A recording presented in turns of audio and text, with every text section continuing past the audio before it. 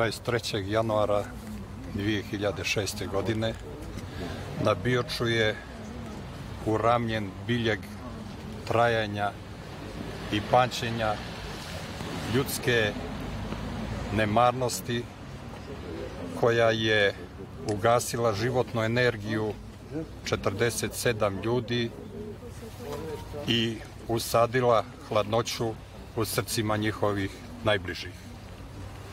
Mi se i 16 godina posle tog tragičnog događaja prisjećamo i sa pijetetom podsjećamo da lakoća zaboravljanja mnogih koji su trebali voditi računa o tome da se to ne desi, očekujemo da se to ne ponovi.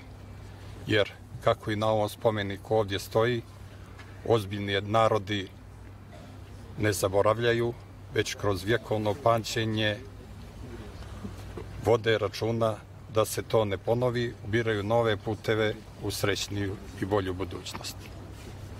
Mi ćemo još jednom ponoviti da je bilo polje neka druga, humanija Crna Gora, koja i ovom prilikom pokazuje svoj odnos prema nastradalima, od kojih je najveći broj bio, nažalost, iz ove sredine.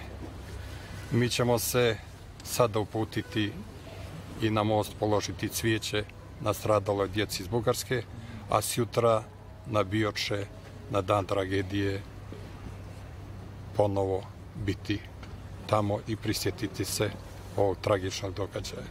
Još jednom zahvaljujem svima koji ste došli da sa nama podijelite ove, da kažem, trenutke prisjećanja i posjećanja. Hvala.